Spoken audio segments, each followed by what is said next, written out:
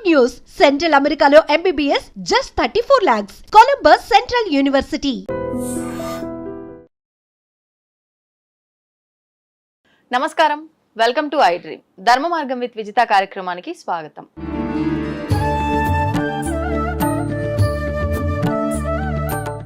సాధారణంగా మనందరం కూడా మంత్రాల గురించి, జపాల గురించి, ఉపాసనల గురించి మాట్లాడుకోవాల్సి వస్తే మంత్రాల్లో అతి ముఖ్యమైన మంత్రము గాయత్రి మంత్రం అని చెప్పి మాట్లాడుకుంటూ ఉంటాం. కానీ ఈ గాయత్రి మంత్రం ఆడవాళ్ళు చేయడానికి పనికిరాదు అని చెప్పి మామూలుగా అంటే ఉపాసన తీసుకున్న వాళ్ళు కానివ్వండి, లేదంటే బ్రాహ్మణులు కానివ్వండి, వేదాలు చదువుకున్న వాళ్ళు, ఇలాంటి వారు మాత్రమే ఈ గాయత్రి మంత్రం చేయడానికి అర్హులు అని చెప్పి వింటూ ఉంటాం. అసలు ఏంటి వాస్తవము, దీని గురించి ఋషులు ఏం చెప్పారో ఇప్పుడు మాట్లాడి తెలుసుకుందాం. ప్రస్తుతం మనతో పాటు ఉన్నారు సహ్యాద్రి ఆశ్రమ నిర్వాహకురాలు శ్రీమతి సుమంగళి గారు. ఇప్పుడు వారితో మాట్లాడి దీనికి సంబంధించిన విశేషాలన్నీ కూడా కూలంకషంగా తెలుసుకునే ప్రయత్నం చేద్దాం. నమస్కారం అండి. నమస్తే అండి. జై గురుదేవ్. ఎలా ఉన్నారండి? బాగున్నాను. మొదటిసారి మా ఛానల్ కి వచ్చారు, చాలా సంతోషం.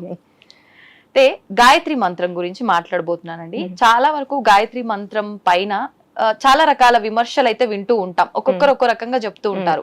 అసలు నిజంగా మన సనాతన ధర్మంలో మనం ఏం తీసుకున్నప్పటికీ పురాణాల నుంచి, శాస్త్రాల నుంచి అలా అని చెప్పి మనందరము చదువున్నామా అని అంటే లేదు. దాన్ని ఆధారంగా మన ఋషులు, మునులు, పెద్దవాళ్ళు చెప్పినవే మనం పాటిస్తాం. ప్రత్యేకించి గాయత్రి మంత్రం గురించి మన ఋషులు ఏం చెప్పారో వివరించండి. జై గురుదేవ్. శ్రీ శ్రీరామకృష్ణ సమర్థ సద్గురుదేవాయ నమః. గాయత్రి మంత్రం అంటే ఇప్పుడు అందరికీ తెలుసండి. గాయత్రి మంత్రం చాలా వరకు చేస్తున్నారు. కానీ మన ఋషులు ఈ గాయత్రి మంత్రాన్ని ఋషి యొక్క స్థాయికి తీసుకెళ్ళటానికి ఈ గాయత్రి మంత్రాన్ని మానవ జాతికి అందించారండి. ఇప్పుడు ఈ గాయత్రి మంత్రం ఇప్పుడు చదువుతాం. ఓం భూర్భువస్వః తత్సవితుర్వరేణ్యం భర్గో దేవస్య ధీమహి ధియో యో నః ప్రచోదయాత్. ఈ గాయత్రి మంత్రంతో ఎక్కడికి వెళ్ళొచ్చు అనేది ఋషులు చెప్పేది ఏంటంటే, ఋషి, మహర్షి, రాజర్షి, బ్రహ్మర్షి, దేవర్షి, ఈ స్థాయికి వెళ్ళగలిగేది ఈ గాయత్రి మంత్రం ఒక్కటే అంటున్నారు. మన వేదిక్ భాషలో కూడా అదే ఉంది. అంటే ఈ మంత్ర సాధన చేసిన వెళ్ళగలుగుతారు. అంటే మామూలు సామాన్య మానవుడి దగ్గర నుంచి, దేవమానవుడి దగ్గర నుంచి, ఋషి నుంచి దేవర్షి స్థాయికి వెళ్ళగలిగేది గాయత్రి మంత్రం అండి. అది మన వేదిక్ భాషలో ఉంది.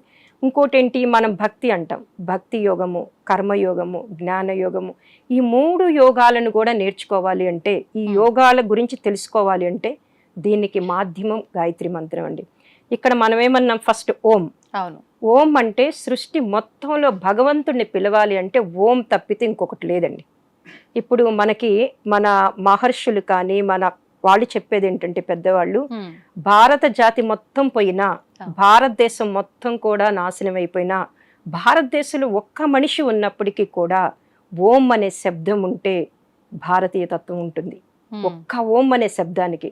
ఆ ఓం ఏంటి, ఆ ఉ మాల కలయిక. అవును. ఓం అనగానే 3 అక్షరాలు అక్కడ ఉంటాయి. దాన్నే మనం కొంచెం సబ్జెక్ట్ డీప్గా వెళ్తే స్థూల సూక్ష్మ కారణ శరీరాలు అంటే మన భౌతిక శరీరము, ఆలోచనలు ప్లస్ కారణ శరీరం అంటే ఆత్మ శరీరం, ఈ 3టిని తెలిపేది ఓం అనే అక్షరం. దీన్ని ఇప్పుడు అందరూ కూడా మన పండితులు, మన గురువులందరూ కూడా ఒక్కొక్కళ్ళు ఒక్కొక్క ఆర్గనైజేషన్ నుంచి చెప్తూ ఉన్నారు, ఓంని ఇలా ఉచ్చారణ చేయండి. కానీ నా గురుదేవులైనటువంటి శ్రీరామకృష్ణ గురుదేవులు ఒకటే చెప్తారు, హిమాలయాలలో కూడా ఋషులు మనం ఒక తపస్సు చేసుకోవడానికి వెళ్ళినప్పుడు మనకు ఆ మంత్రం సిద్ధించాలి అంటే వాళ్ళు ఇచ్చేది కూడా ఫస్ట్ ఓం అనే మంత్ర దీక్ష. హిమాలయాస్ లో కూడా ఇచ్చే చాలా బుక్స్ లో కూడా నేను చదివాను. అంటే గురువు ఉపదేశానికి ముందర ఓం అనే ఇస్తారు. ఓం ఇచ్చిన తర్వాత దానిలో పరిపక్వత మనిషికి వచ్చిన తర్వాత నెక్స్ట్ స్టెప్ కి వెళ్ళగలుగుతారు. అందుకనే ఆవుమాలు అంటే ముందు మన భౌతిక జగత్తు అంటే ప్రతిరోజు జీవించే విధానంలో, తర్వాత మన ఆలోచనలో మార్పు రావాలి. మనం ఏంటి, ఆలోచించేది ఒకటి వస్తుంది, బయటికి చేసేది ఒకటి ఉంటుంది. ఆలోచన జగత్తులో మార్పు రావాలి. కారణ జగత్తుని ఆత్మిక జగత్తు అనొచ్చు, లేదా అసలు ఆలోచన పుట్టడానికి బీజం ఏర్పడేదే కారణ జగత్తు. ఈ 3 స్టేజ్ని మార్చేది ఓంకారం అండి. అందుకని మనం భగవంతుని పిలవాలంటే ఓంతోనే పిలుస్తాం, ఇంకొక శబ్దం లేదు. ఇప్పుడు ఇందాక మీరన్నట్టుగా నేను విన్నంత వరకు కూడా ఈ ఓం ఉచ్చరించే విధానం కూడా ఒక్కొక్కరు ఒక్కో రకంగా ఉచ్చరిస్తున్నారు. అసలు ఏంటి వాస్తవం ఏంటి, ఎలా ఉచ్చరించినా కరెక్టేనాది? అంటే జనరల్ గా ఈ ఓంకారాన్ని ఎలా ఉచ్చరించాలంటే ఆ ఊమాలతోనే ఉచ్చరించాలి. ఇప్పుడు నేను ఒకసారి ఉచ్చరించి చూపిస్తానండి. ఆ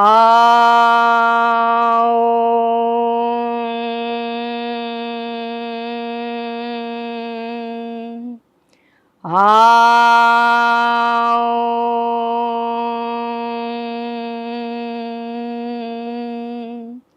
ఆ ఉ మ మ. మూడు మీరు మీకు అవును గమనించగలిగినట్టుంటారు. అర్థమైంది. ఈ మూడిటిని ఓంకారం అంటాం. ఉమ్, అందుకని మన పతంజలి మహర్షి ఏం చెప్తారంటే తస్య వాచకః ప్రణవః. మనకి పతంజలి యోగ సూత్రాలని ఉంటాయండి, మహేష్ యోగి ఇచ్చారు. ఆ, దాంట్లో ఏంటంటే తస్య వాచకః ప్రణవః, సృష్టి మొత్తం కూడా ఓంకారం మీద ఆధారపడింది. ఉమ్, ఇప్పుడు మనం పూజ చేసేటప్పుడు కూడా ఏమంటాము, ఓం ప్రతి మంత్రానికి ఓం. అవును. ఓం సిద్ధి బుద్ధి సహితాయ శ్రీమన్ మహాగణాధిపతయే నమః, ఓం ప్రతి మంత్రాన్ని లక్ష్మీనారాయణ అబ్బాయి నమః, ఓం కేశవాయ, ప్రతి మంత్రానికి ఓం కలిపేది. అందుకే అంటే ఇక్కడ ఏం చేస్తున్నాం, మనం ఏ దేవతని పిలిచినా కూడా ఫస్ట్ ఓం పిలిస్తేనే ఆ దేవత మన అంటే దగ్గరికి ఓం వస్తారు. కలిపితే అది మంత్రానికి ఇంకా శక్తి చేకూరుతుంది కదా? శక్తి అని భగవంతుని బీజాక్షర మంత్రం కింద తీసుకోవచ్చు. అంటే భగవంతుని పిలవాలంటే ఆ ఓంకే భగవంతుడు స్పందిస్తాడు. ఆ శబ్దానికి ఉన్నటువంటి శక్తి అండి. కానీ ఇప్పుడు ఈ ఓం యాడ్ చేసినప్పుడు లేదంటే అమ్మవారికి సంబంధించి ఓం ఐం క్రీం అని చెప్పి ఇలాంటివన్నీ మనం యాడ్ చేసినప్పుడు అవి బీజాక్షర మంత్రాలు అవుతాయి కాబట్టి గురువు ఉపదేశం లేదే స్వతహాగా ఎవరికి వాళ్ళు చేయడానికి పనికిరాదు అంటుంటారు కదా, దాని గురించి ఏమంటారు? అంటే బీజాక్షరాలకు కూడా ముందు ఓం పెడతారండి. మీరు ఎన్ని బీజాక్షరం, ఇప్పుడు మహాలక్ష్మి మంత్రం ఉంది, ఓం శ్రీం హ్రీం శ్రీం కమలే కమలాలయే ప్రసీద ప్రసీద శ్రీం హ్రీం శ్రీం ఓం మహాలక్ష్మే నమః. అంటే ఓం లేనిదే ఏ మంత్రం లేదు. అట్లనే బీజాక్షరాలు వేరండి. అంటే ఒక్కొక్క బీజాక్షరానికి ఒక్కొక్క శక్తిని తీసుకోవటానికి చేస్తాం. ఇక్కడేంటి అసలు ఎలా ఇప్పుడు కరెంట్ లేదనుకోండి, మనం ఏసీని ఉపయోగించలేం, కెమెరాని ఉపయోగించలేం, ఫ్యాన్ ఉపయోగించలేం. మనము ఏదైనా పరికరాలను ఉపయోగించుకోవాలంటే కరెంటు లేకపోతే ఎలా ఉపయోగించుకోలేమో, ఏ దేవతా శక్తిని పొందాలి అంటే ఓం ఉండాలండి. అందుకని ఓంకారం అనేది అది. తర్వాత ఏమంటున్నాం, భూర్ భువ స్వహ. భూర్ అంటే ప్రాణస్వరూపుడైనా అని అర్థం. అంటే మనకి ప్రాణశక్తిని ఇస్తాడు. అక్కడ ప్రాణశక్తిని ఇస్తాడు. ప్రాణం అంటే ఏంటి, కదలిక ఉంటది. ఇప్పుడు మనం ఒక రాయిని తీసుకోండి, దానికి కదలిక ఉండదు, జడ పదార్థము అంటాం. దానికి కూడా ప్రాణశక్తినిచ్చి కొంచెం ప్రాణశక్తినిస్తే వృక్షం లాగా వస్తుంది, ఖనిజం నుంచి వృక్షం అవుతుంది. దానికి కూడా ఇంకొంచెం ప్రాణం పోసామనుకోండి జంతువు, దాని నుంచి ఇంకొంచెం ప్రాణం పెరిగింది అనుకోండి మానవుడి నుంచి ఎక్కడికి వెళ్తాడు, దేవమానవుడికి వెళ్తాడు. ఇదంతా కూడా ప్రాణశక్తి మీద ఆధారపడి ఉంది. అందుకనే ప్రాణస్వరూపుడైన మనకి ప్రాణశక్తిని ఇచ్చి మనిషి నుంచి దేవమానవుడుగా తీసుకెళ్లేది భూ అనే అక్షరం అండి. తర్వాత భువ, ఓం భూర్ భువ అంటే దేవమానవుడు అన్నారు. నేను ఈ పదాన్ని కొత్తగా వింటున్నా. యాక్చువల్ గా మానవుడు వరకు ఓకే, తర్వాత మానవ జీవితం అనేది ఇంకా జన్మరాహిత్యం, మోక్షం పొందుతారని చెప్పి అంటారు. మరి ఈ పర్సన్ అంటే మీరు చెప్పిన ఈ పదం ఎవరికి వర్తిస్తుంది? దేవమానవుడు అంటే దైవీ గుణాలు ఉంటాయండి, మానవ శరీరంతో ఉంటాడు. ఇప్పుడు మన గురువులందరూ కూడా సత్యసాయి కానీ వీళ్ళంతా దేవమానవులే కానీ శరీరంతో, వాళ్ళకి ఏంటంటే ఇచ్చేటటువంటి గుణం ఉంటది. స్వార్థం నుంచి పరమార్థం వైపు ఆలోచిస్తారు. అంటే సమాజం కోసం, అందరి కోసం ఆలోచిస్తారు. సర్వే జనా సుఖినో భవంతు. వాళ్ళకంటూ సకేంద్రియంగా ఆలోచించరు. ఆ పరమార్థం కోసము దైవీ గుణాలుండి దేవతా కార్యక్రమాలు చేసేవాళ్ళని దేవమానవుడు. కానీ మళ్ళాగే ఉంటారు, మనతో పాటే సమాజంలో తిరుగుతుంటారు. కానీ వాళ్ళ యొక్క ఆలోచన విధానం వేరుగా ఉంటుంది, వాళ్ళు చేసే పనులు వేరుగా ఉంటాయి. అందుకని వాళ్ళని దేవమానవులు అంటారు. ఇంకొకటి ఏంటంటే దేవమానవులకి వాళ్ళు ఎందుకు వచ్చాం భూమి మీదకి, వాళ్ళ కార్యం ఏంటి, తర్వాత ఎక్కడికి వెళ్తాం అనేది స్పష్టంగా తెలుసండి. కారణ జన్మలు ఒక్క మాటలో చెప్పాలంటే కారణ జన్మలు అనుకోవచ్చు. వాళ్ళనే మనం దేవమానవులు, దైవీ లక్షణాలు ఉన్నాయి అంటాం. ఆ స్థాయికి వెళ్తాం. ఇక్కడ భూర్ అనే దానికి మనం ప్రాణస్వరూపుడైన, తర్వాత ఏమనుకుంటున్నాం, భువః అంటే దుఃఖనాశకుడైనా, అంటే మన దుఃఖాలన్నిటినీ కూడా తీసేస్తాడు. ప్రాణశక్తినిస్తే మనకి ఇంకేంటి దుఃఖాలు ఉండవు, ఆరోగ్యంగా ఉంటాము, సుఖం ఉంటుంది, శాంతి ఉంటుంది. అన్నీ ఉన్నప్పుడు మనకి దుఃఖాలు ఉండవు. భూర్భువ స్వహ. స్వహ అంటే సుఖ స్వరూపుడైనా, సుఖాలను ఇచ్చేటటువంటి వాడు. అంటే ఇవన్నీ ఎవరిస్తారండి, పరమాత్మే. ఈ ఓం ద్వారా ఇక్కడ మనం అడుగుతున్నాం ఈ మంత్రంలో, ఈ మంత్రంలో ఓం భూర్భువ స్వహ అంటే ప్రాణస్వరూపుడైన, దుఃఖనాశకుడైన, సుఖస్వరూపుడైన. ఈ ఓం భూర్భువ స్వహ అనేది వ్యాహృతి అంటారు. అంటే అండి వ్యాహృతి అంటే గాయత్రి మంత్రంలో 24 అక్షరాలు ఇక్కడి నుంచి స్టార్ట్ అవుతుంది. ఛందస్సు వ్యాహృతి అనేది తెలుగుకి సంబంధించిన వేది. ఛందస్సు వ్యాహృతి తెలుసు కదా, అలానే ఇది వ్యాహృతి అంటారు. ఇక్కడ తత్సవితుర్వరేణ్యం భర్గో దేవస్య ధీమహి ధియో యో నః ప్రచోదయాత్. ఎప్పుడైతే ఈ తత్సవితుర్వరేణ్యం నుంచి ప్రచోదయాత్ వరకు 23.5 అక్షరం ఉంటుంది జనరల్గా. ఇది బాడీలో మన జీన్స్ ఎన్ని ఉంటాయి? 23.5. ఈ రెండు కూడా లింక్ అయి ఉంటాయండి. అది చాలా మందికి తెలియదు. సైంటిఫిక్గా కూడా పిల్లలు లేనటువంటి వాళ్ళకి పిల్లలు పుట్టట్లేదు అంటే వాళ్ళని ప్రతిరోజు కూడా ఒక 10 అంటే 1000 సహస్ర గాయత్రి చేయిస్తే వాళ్ళల్లో ఆ గర్భసంచిలో కానీ వాటిలో ఆ హార్మోన్స్ ఏర్పడి ఆ జీన్స్ కూడా మళ్ళీ అవి యాక్టివేట్ అయ్యి వాళ్ళకి పిల్లలు అంటే జీన్స్ వల్లనే పిల్లలు పుట్టకపోవచ్చు. ఈ గాయత్రి మంత్రం జీన్స్ని కూడా మార్చేస్తుంది. అందువల్ల ఆ 24 అక్షరాలని ఇప్పుడు మనం అందరం అనుకుంటున్నాము. ఆ 24 అక్షరాల వల్ల జీన్స్ యాక్టివేట్ అవుతాయి. అట్లనే ఈ స్వహ భూర్భువ స్వహ అని అనుకున్నాం. తత్స్ అంటే ఆ అంటే ఆ తత్స్ అనేది ఆ అంటాం. భగవంతుడు అనొచ్చు, ఆ పరమాత్మ అనొచ్చు. తత్స్ వితురువ వితురువ అంటే తత్ సవిత్ సవిత్ అంటే ఆ సూర్యుని, ఆ ప్రకాశవంతమైన సూర్యుని, వరేణ్యం శ్రేష్ఠుడైనటువంటి భర్గో దేవస్య ధీమహి అంటున్నాం ఇక్కడ. భర్గో అంటే ఏంటి? మమ్మల్ని మాలో ఉన్నటువంటి అంధకారాన్ని పోగొట్టేటటువంటి అంటే మన పాపాలను నశింపచేయి. దేవస్య ఇచ్చేటటువంటి గుణం కలిగిన వాడు. దేవస్య మీనింగ్ ఏంటంటే ఇచ్చేటటువంటి గుణం కలిగిన వాడు. ధీమహి నేను నా ఆత్మలో ధరించుదును కాక. ఇంతవరకు ధియోయోన ప్రచోదయాత్. ధియోయోన అంటే మా యొక్క బుద్ధులు, ఇక్కడ నానమండి. మా ధియోయోన అన్నప్పుడు మా యొక్క బుద్ధులను సన్మార్గము వైపు ప్రేరేపించుకాక. ప్రచోదయాత్ సన్మార్గం వైపు ప్రేరేపించుకాక. ఇక్కడ ఒక్క లైన్ లో మనం చెప్పుకోవాలనుకోండి, ఓం బుద్భువ స్వహ తత్సవితుర్వరేణ్యం, ఆ శ్రేష్టమైన సవిత తేజస్సుని, భర్గో దేవస్య ధీమహి అంటే నాలో ఉన్నటువంటి అంధకారాన్ని పోగొట్టి, ధియోయోన ప్రచోదయాత్ మా యొక్క బుద్ధులను సన్మార్గం వైపు ప్రేరేపించుకాక. సన్మార్గం వైపు వెళ్ళిపోయాడు అనుకోండి, వాడికి ఇంకా సుఖంగానే ఉంటాడు. చాలా వరకు కోరికలు తగ్గిపోతాయి. ముందు సన్మార్గం వైపు ఉన్నప్పుడు ఏంటంటే ఏది కావాలి, ఏది వద్దు, ఏది ఇంపార్టెంట్, ఏది అన్ఇంపార్టెంట్ అని ఆలోచించుకోగలిగే శక్తి పెరుగుతుంది.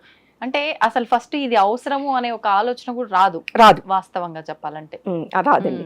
అందుకని గురుదేవులు ఒకటే అంటారు, మీరు 8వ ఏట ఉపనయన సంస్కారం చేసి ఒక బాలుడికి గాయత్రి మంత్ర దీక్ష ఇచ్చేవాళ్ళు పూర్వకాలంలో.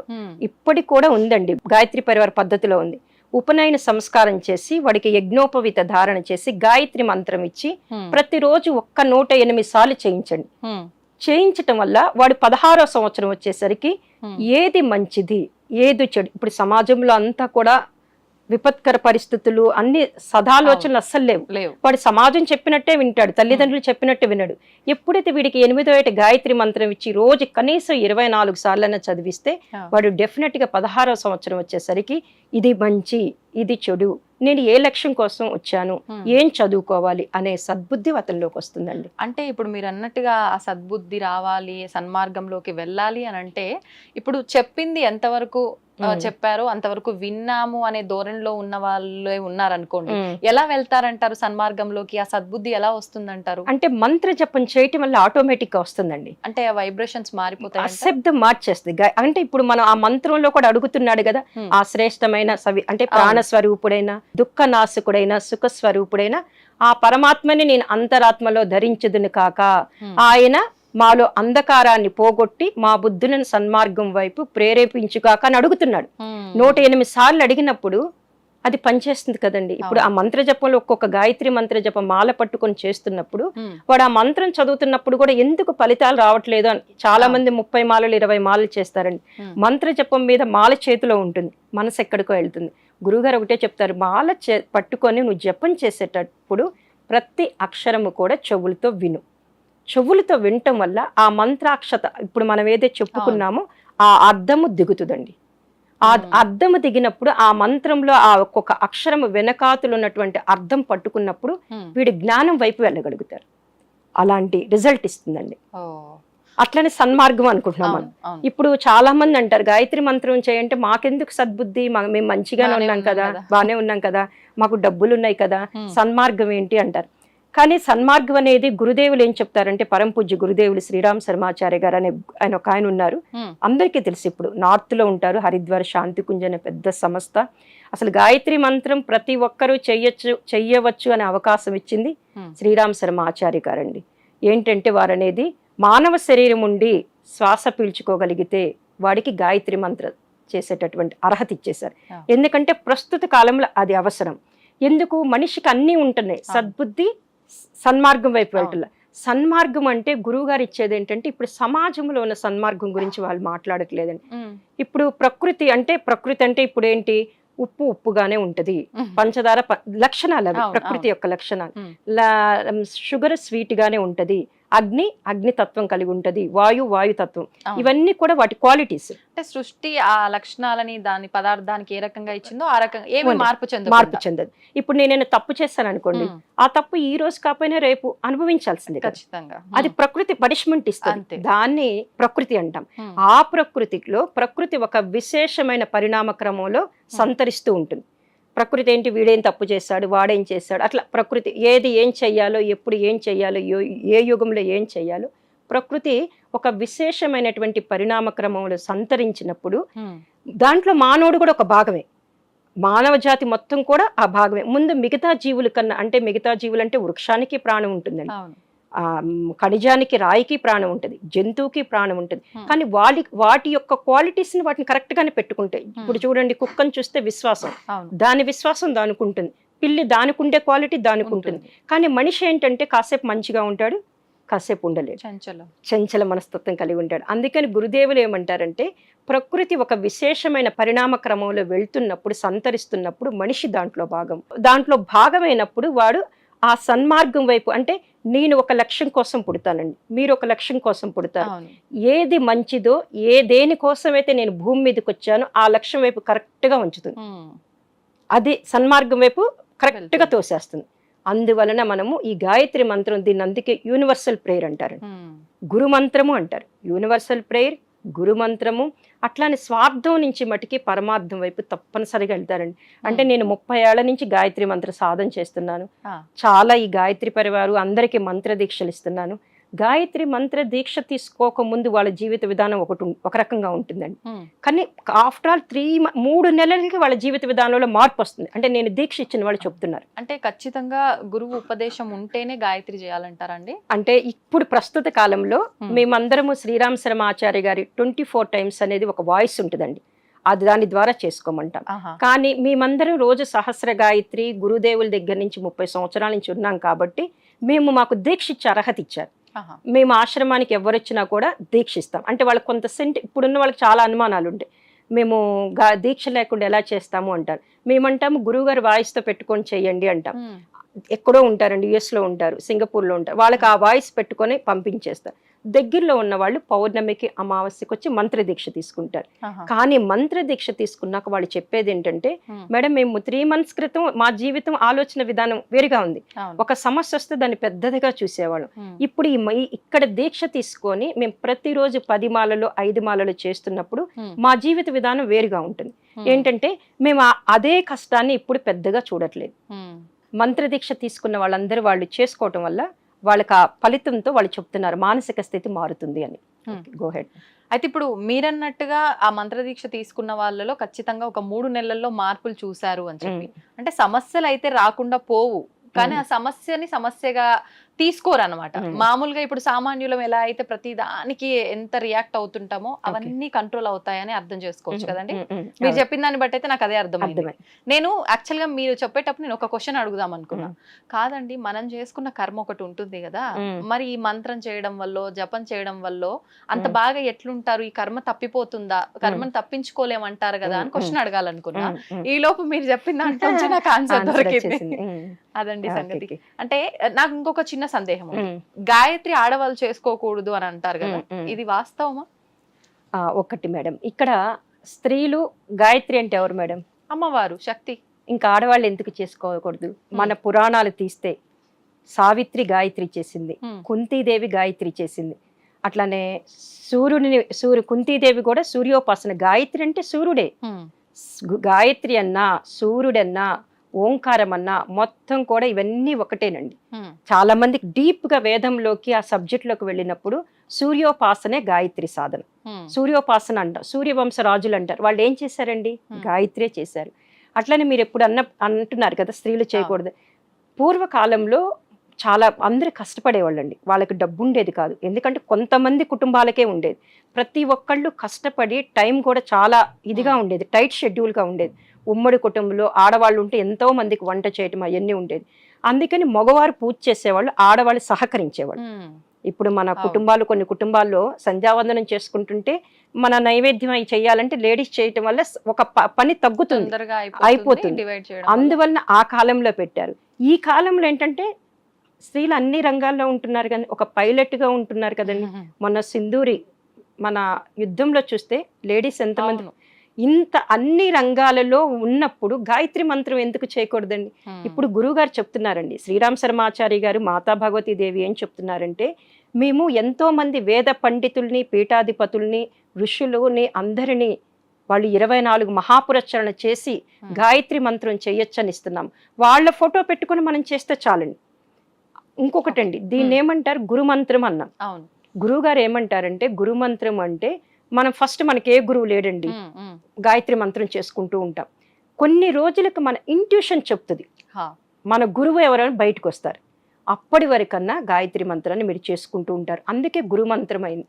దీనికి ఏ గురువు అక్కర్లేదు. మామూలుగా జపం రోజుకి కనీసం 5 మాలలో 10 మాలలో చేసుకుంటూ వెళ్తే సహస్ర గాయత్రి అంటాం మనం. వాళ్ళకి డెఫినెట్గా వాళ్ళ గురువుని వాళ్ళు పట్టుకోగలుగుతాం.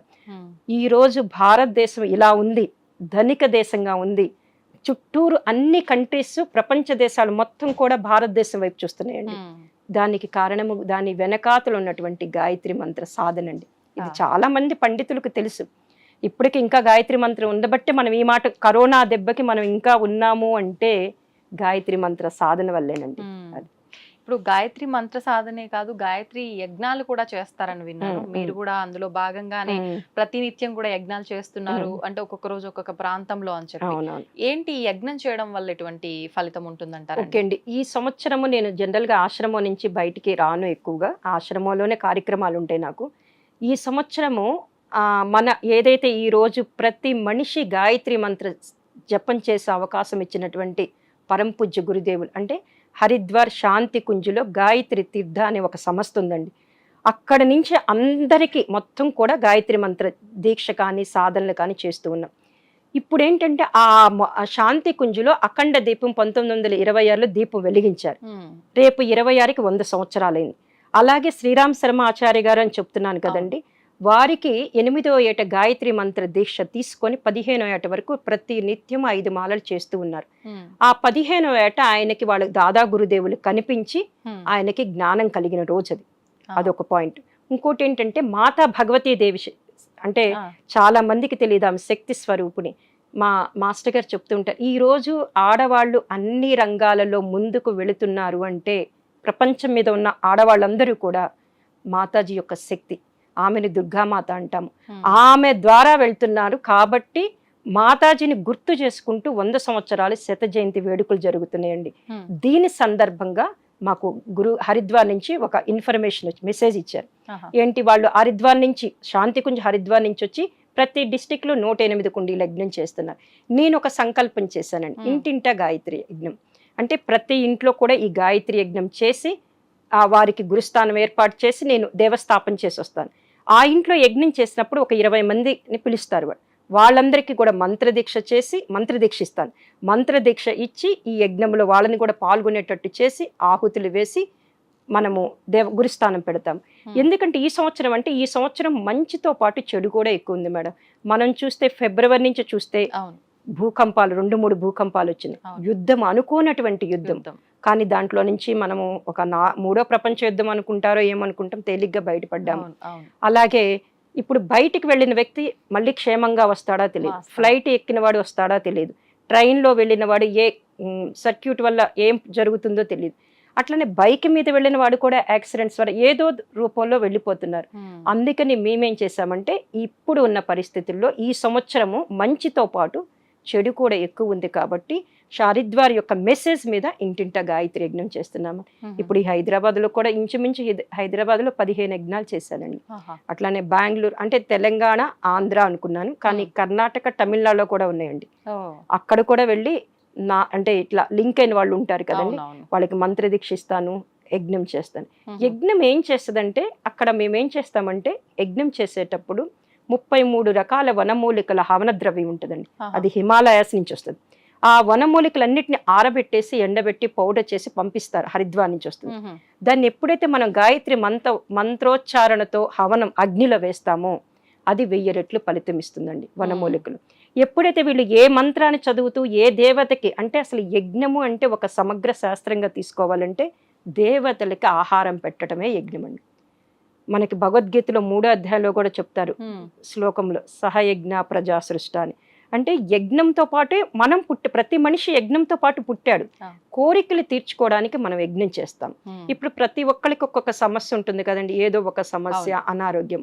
అందువల్ల వాళ్ళింట్లో యజ్ఞం చేశాననుకోండి, వాళ్ళు సుఖంగా ఉంటారు కదా. వాళ్ళు సుఖంగా ఉండి ఇటు సన్మార్గం వైపు, అంటే సన్మార్గం వైపు అంటే ఎవల్యూషన్ వైపు వెళ్తారని నా ఇంట్యూషన్ అండి. అట్లనే ఈ వనమూలికల పౌడర్తో ఆహుతులు వేసి విశేష మంత్ర ఆహుతులతో వేయటం వల్ల వాళ్ళలో ఉన్నటువంటి మానసిక రుగ్మతులు పోతాయి, శాంతి వస్తుంది, ఆరోగ్యం వస్తుంది. ఇప్పుడు నేను వరకు చేసిన 30 యజ్ఞాలు చేశామండి. అటు వైజాగ్, బొబ్బిలి, తణుకు అన్ని చోట్ల చేస్తే అన్ని చోట్ల వాళ్ళు నాకు వెంటనే ఫోన్ చేసి చెప్పారండి, చాలా రిజల్ట్ వచ్చింది. నిన్నటి దాకా ఏదో బాధగా, ఏదో ఒక అశాంతిగా ఉన్న వాళ్ళకి యజ్ఞం చేసి వచ్చిన తర్వాత వాళ్ళు నాకు ఫోన్ చేసి చెప్పడం ఏంటంటే, చాలా తృప్తిగా ఉంది మేడం. అట్లానే గురుస్థానం అని పెట్టాం మేము. ఆ గురుస్థానం పెట్టాక వాళ్ళకి వెంటనే ఆ గురుస్థానం పెట్టడం వల్ల ఆ గురువు అనుగ్రహం వెంటనే కలిగినట్టుంది. చాలా రిజల్ట్ రావటం జరిగింది మేడం. అందుకని ఈ సంవత్సరం మొత్తం ఇలా యజ్ఞాలు ఫిబ్రవరి వసంత పంచమి వరకు చేస్తాం మేడం. ఎవరు పిలిచినా వచ్చి కూడా ఈ యజ్ఞం చేస్తాం. వాళ్ళు సుఖంగా ఉండాలని. ఇంట్లో యజ్ఞం అంటే చాలా ప్రాసెస్ ఉంటుందని భయపడుతున్నారు, అంత ప్రాసెస్ కాదు. ఇది 1.5 గంటల సమయాన్ని వాళ్ళు మాకు కేటాయిస్తే రెగ్యులర్ గా ఉండే పూజా సామాగ్రితో, సమిదలు, హోమకుండితో, ఈ హవన ద్రవ్యంతో, ఆవు నెయ్యితో యజ్ఞం చేస్తాం మేడం.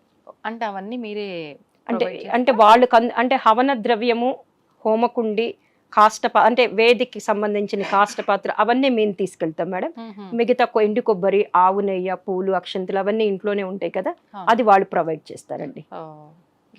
మొత్తానికి మీరు వసంత పంచమి వరకు కార్యక్రమాలు 108 యజ్ఞాలు చేయాలని, 108 గృహాల్లో చేయాలని సంకల్పం అండి.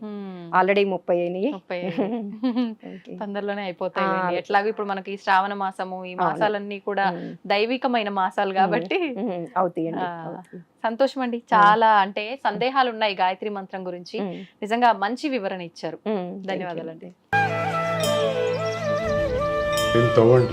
తవ్వుతూనే శివలింగం సరే దాన్ని అట్లా కప్పేసేయండి, చూపించదండి. మూర్తి పూజ కాదు, సాక్షాత్ బ్రజేంద్ర నందన భగవాన్ ఉన్నారు మూర్తిలో. ఏమీ ఆశించకుండా ఆరాధించే వాళ్ళు కూడా ఉన్నారా ప్రభుజీ? నిజమైన భక్తి అంటే మనకు తెలియదు కాబట్టి